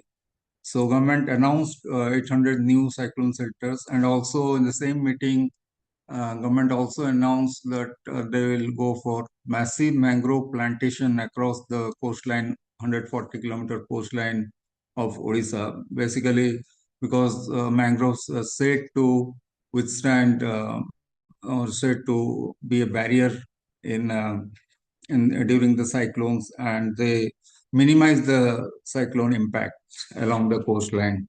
So these are some of the geo-NGO coordination points which I wanted to share. Lessons learned, especially I wanted to focus that government of Odisha always focuses on geo casualty and quite successful in it. If it's not zero, it is single digit basically now. Just compare it with the super cyclone where we had 10,000 plus casualties. Now we have casualties in single digit. And we now want to focus on basically impacts on livelihoods because livelihood revival is a major focus now. Now that we have practically very less casualty, livelihood revival and basically how can we protect the livelihoods of people, that is the main focus now. Regular research reports, as I was sharing, 25 years of super cyclone, many studies by HelpAge, WaterAid, Handicap International. So these reports are basically helping the government to formulate the strategies and of course the case studies. And I think one of the members was sharing, we need to do regular disaster preparedness work and training of volunteers in the peacetime and where there is less disasters. So this is actually required because we find that people should know about the, say, humanitarian standards and so on. So that is very important that I think we should take this up this year. Regular coordination meeting is important, especially now that we have a lot of challenges and also paucity of time, also resources. So That is very much required, and we need to focus on that also. And of course, the strengthening of IAGs is needed in the lean disaster periods. Some of the advocacy agenda, which I've already shared, push for new cyclone shelters. Some of it in Odisha, of course, government has agreed. Green cover, repair and maintenance of the existing cyclone shelters, connecting roads to the cyclone shelters, livelihood support post disasters. These are some of the main advocacy agendas which we pursue here. Taking up the climate change work is very important because the coastal erosion, there was a very interesting study by ActionAid in this line also. 25% of Odisha coastline is eroded, and almost 50-60 villages are under threat now. Government has managed to rehabilitate in one location in Kendrapada in Bagpatia, but rest of the villages do need some kind of rehabilitation. They are just near the seashore, and every time there is high tide, cyclones, the sea water comes into those villages. And of course, mangrove plantations and so on. These can protect coastal erosion, but in some cases, they need to be rehabilitated. And another important advocacy agenda that we should pursue this year is establishment of urban disaster management authority as per the amendment of the Disaster Management Act last year. In Odisha, government is supposed to set up urban disaster management authority in Bhubaneswar, Cuttack, Rourkela, Berhampur, and now Puri. But I think it's in process now. Government, I have talked to Kamal sir.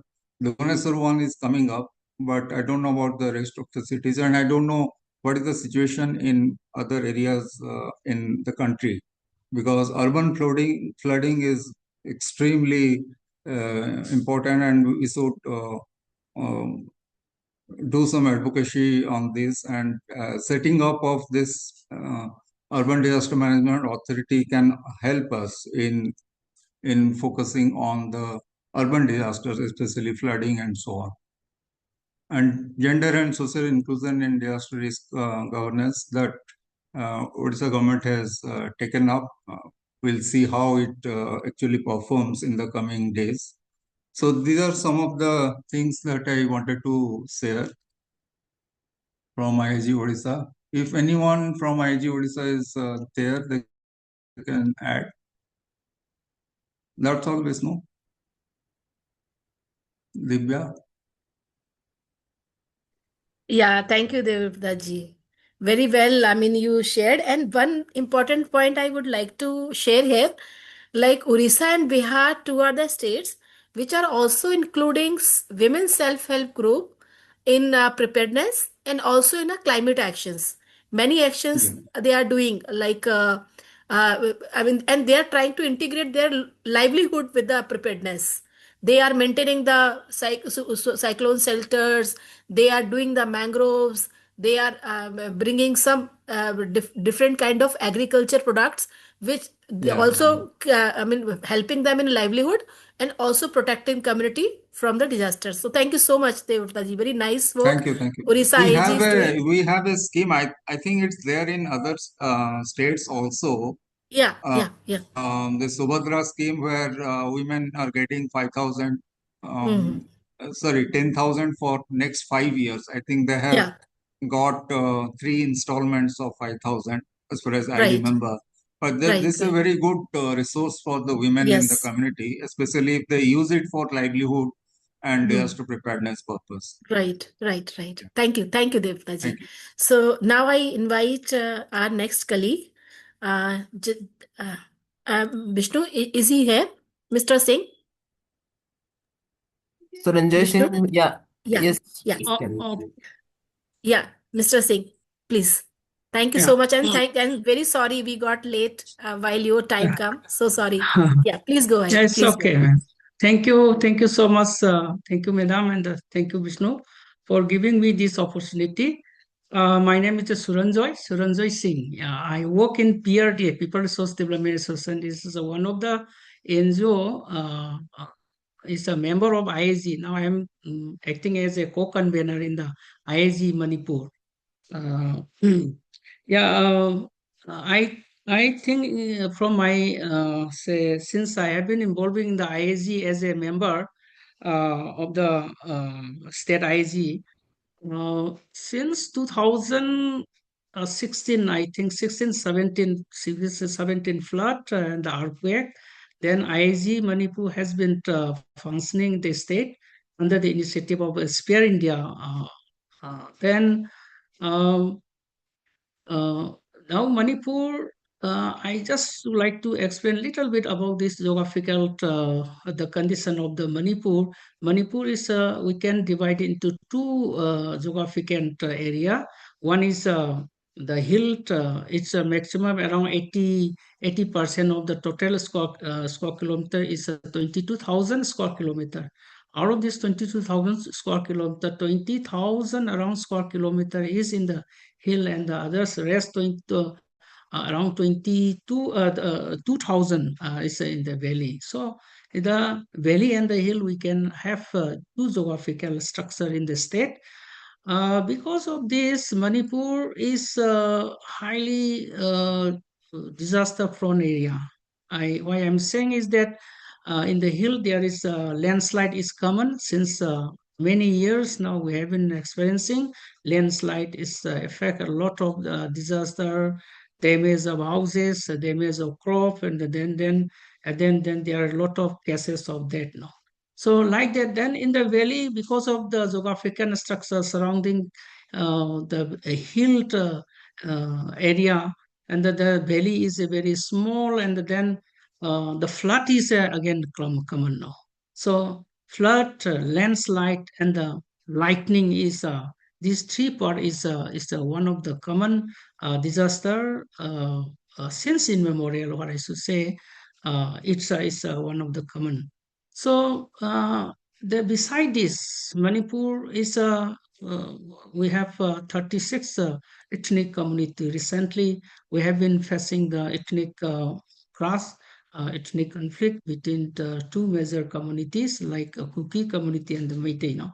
So because of this, also affecting a lot of in terms of economy, in terms of movement, so on. So we have been facing a lot. So state disaster authority and the state IAG in the state have been functioning.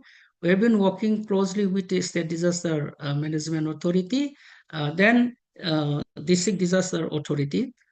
Many in others flood, we have been responding. Mainly, we have been doing this. All the IAG member actively involved in terms of, say, that data collection, then in terms of information sharing, and then coordination with the State Department, mostly health, and then others department, which is involving in this which can help to the this disaster or response to the disaster, any disaster. So most of the state say department through state disaster management authorities, we have been closely working and responding on this data collection to avoid this duplication and the overlapping of the area and so on. So, and in terms of humanitarian support, most of the members like DSS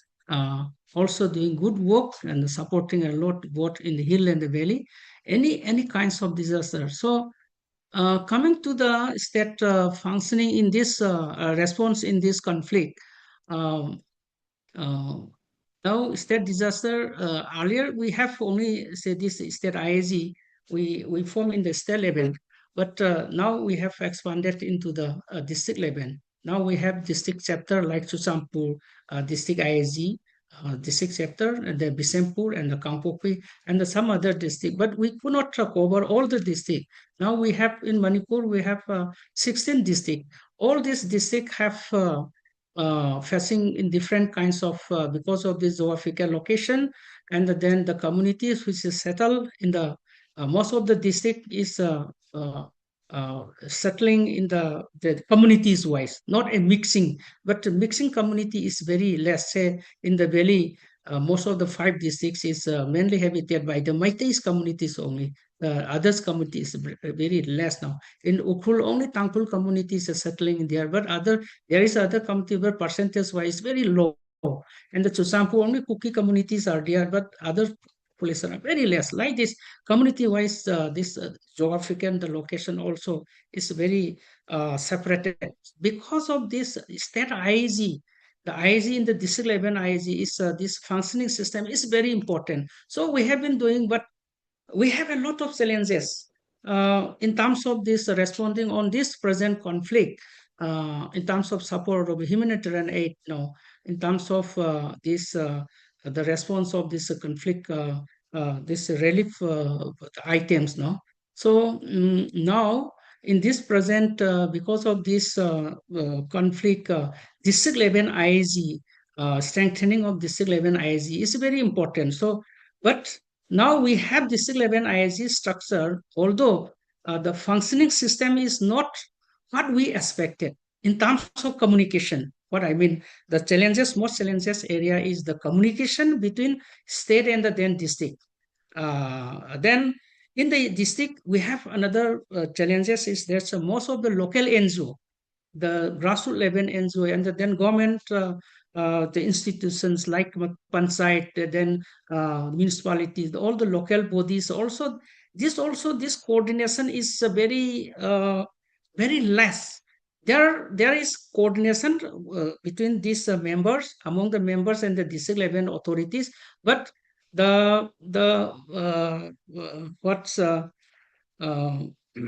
the support among us, the coordination among us is not what we expected. So this also one of the challenges for us so far as a IAG member in the state. Then there is a lack of knowledge about this the disaster responding, and then this district disaster authority and then state disaster authority, their coordination with the state in terms of this early warning system and then mitigation and the awareness. So on this area is we need a lot of area that we have to do some work to improve all this communication and then information system. And even in our district also, whenever we discuss or work about this information or the reporting, data collection, the simple format or quick data collection system is very less. We have lack of knowledge, and then we need a lot of say training to or earn a lot of knowledge now to get such kinds of informations or data collections and so on. So we need to train some of the volunteers, and then this simple format also we need to develop to have a quick information system, no. So on, so such things also. Then about these local resources, most of the disaster, the local respond volunteers have been responding nowadays. Some of the local volunteers also very active in other kinds of disaster like this conflict also. And then recently in the 2005 there was a fast flood in the Imphal East. It's affected more than 30,000 families. So that time the most challenging part by the IAG members in the state is that we don't have say rescue material like boat and then some others that for the to rescue this the flood affected community. So NDRF and then the others like state disaster authority, they have been trying, they have been contributing, but in the say last flood in 2005, that there is two areas widely vastly affected. So the boating for rescuing the flood affected, we don't have say enough board no, to say rescue to rescue the evacuate the affected families now.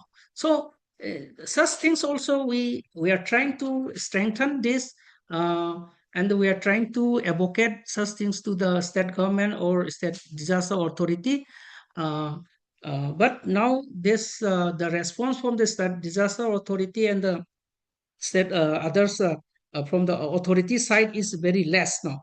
This also. Then one of the challenging part for the IAG Manipur is that we have less number of national or international NGO representative in the IAG. So in terms of resource mobilization, in terms of knowledge enhancing, and in terms of this training and the early warning system, so on, to conduct all these things now. We have some resources, we have some expert to strengthen such kinds of knowledge to the volunteers. So on. So this also another some part of the challenges that we have been facing in the district level and even in the state level also. So we have less number of NGO representative which is working in the state in the disaster related work. So mostly these DSSS have been working very effectively in all districts now in Manipur, and the PRD and the other like national organizations like Spare India, and then Humanitarian International, Exanet, and so on. They also contributing a lot to us, but the when we compare the intensity of the disaster and then resources and the member IAG member which is working the state effectively working the state to respond these things is very less. So this is also one of the situations that we have been facing since the beginning of the say formation since the beginning of any disaster after joining in the IAG. So my my last request through this platform, district level, every district now, the hill area landslide is very common. It's killing a lot. Then lightning is a common now. It's killing a lot, but we have less data. Even state disaster authorities is not recognizing, say Manipur lightning is as a disaster in the state, but it is killing a lot now. Even the animals, and then it's destroying even the houses also. Then affecting a lot, but so on. So through this platform, I just would like to request to all the resource persons and the very experienced persons to support us in terms of this strengthening of the state IAG members and expanding this and the two functioning in the district level. So my humble request is that this state to district level functioning system in terms of reporting system structure, this SOP, so on. This is a very important. So I humbly request to all of you to give some more suggestion and then some other what inputs that to strengthening our state IAG, because we are community wise, we have a lot of issues. The necessarily the disaster is the common because of our geographical location. The Manipur River, there is only river that to drain out all this water to Myanmar and on, but the carrying capacity of this river is very less because of this expansion of village and then removal of the forest area and so on. So flood, I think every year the cycle of Manipur is two. So all the IAG member in the state, led by our DSS state, but we are working whatever we have, and we are doing closely working with the state disaster authority also with the state. Although we need to have more national and international NGOs support and then coordination, and then we need to expand in the ground level, in the district level, and the structurized system of the functioning of all the district of IAG. This is also another our hope or our plan to forward. So I seek support from Spare India and the other colleagues for helping to us. Thank you so much. This much I would like to share. Thank you so much. Thank you so much. And I mean, we really appreciate in this challenging situation, conflict situation is there, lack of resources are there, even the lack of connectivity is there. And Yes. despite all the members are trying really, really hard to reach to the community and try to bring the preparedness, and definitely this effort will, I mean, advocate government to bring those like lightning and other issues also in the list of disaster and try to cater community and support community in that way. So thank you so much for doing great job in Manipur, and we all are there to support you wherever you require in terms of knowledge, in terms of capacity building, in terms of I mean providing you some kind of solutions, products, or whatever support kind of support you require. We all are there to support you. Thank you so much. Thank you so much. So Thank you, madam. Thank you so much. earlier we decided to go for some kind of group work, 10 minutes group work, but now time is not allowing us to do that. But Vishnu, you can share your email ID, and whoever would like to share any insights, any contribution, any input, you can write to Vishnu. We will definitely take up in our notes, and we will be presenting during the main lesson learned workshop at the national level. Thank you so much everyone for joining. If there is any last one or two insights, question or something, we can take immediately. Otherwise, we can close this call. If anybody would like to share anything, because majority of participants already left. So if there is any one or two question or insights or input, then we can take up now. And also, Vishnu has shared his email ID. So whatever inputs or insight you would like to, you want that to be included in the main lesson learned workshop, we will definitely take up. You just email him. Dr. Divya, I have a small Yes. comment and Yes, suggestion. please, Nitinji. Please, Nitinji. Yeah, Yeah. yeah. So I am from Cohesion Foundation. Definitely, DRR aspects, we all are working hard, and Spirit is really doing good work. But so far, climate resilience and adaptation. So let us focus and somewhat demystify the science, climate change in easy eyes, immaterial, and also some technology also that I mentioned in my chat also. So we are ready to share what exactly SOP and tools that we have developed in Gujarat with our all IAG members, and would love to share with the larger audience also. Thank you, Divya ma'am. Thank you. That would be really great, really great. I mean, Nitinji. So, I'm based out of Vadodara only, so we can meet and we can call a proper, I mean, a pan India level discussion where Rajesh Bhai, you and other colleague, you can share your insights and these learnings. That would be really great. Thank you so much, Nitinji. Thank you so Sure. much. Yeah. So now we can close this call, Yeah, Vishnu. thank you, Divya ma'am. So as a key follow-up for today's conclusions, Sphere India will consolidate the key lessons, challenges, and recommendations emerged from today's consultation, and these insights will be systematically documented and synthesized with a focus on strengthening preparedness, anticipatory action, enhancing geo-NGO coordination, interagency coordination, and addressing emerging and non-traditional risk patterns and everything. And Sweden, they will also combine a consolidated disaster impact report for 2025, incorporating overall impacts of climate-induced disaster across regions. These reports will be bring together event-wise and hazard-wise disaster on impacts from across the country, human infrastructure and livelihood impact observed during 2025, regional patterns and emerging risk geography. We'll do it along with the ICARS team. So yeah, as we come to close today's National IAG consultation, I would like to take a moment to express our sincere gratitude to all those who made this discussion meaningful and impactful. We are deeply thankful to all state and district IAG representatives who shared their experience from the ground. Your insights drawn from the real-time response and coordination during the complex climate-induced disaster of 2025 have been invaluable. These lived experiences from backbone of today's consultation are critical for shaping realities and actionable strategies. Before we conclude, we would like to place one record of our sincere appreciation to ICAS team for their valuable collaboration and technical partnership in organizing this consultation. And our sincere thanks to Professor Anil Gupta for setting this broader climate and risk context, and to our distinguished speakers and participants for their thoughtful reflections and emerging risk.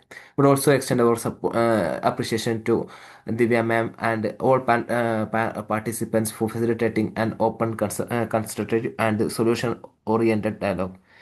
This diversity of partners shared today truly reflects the strength of IAG platform and was as a space for collaboration, peer learning, and collective action. Thank you all for joining today.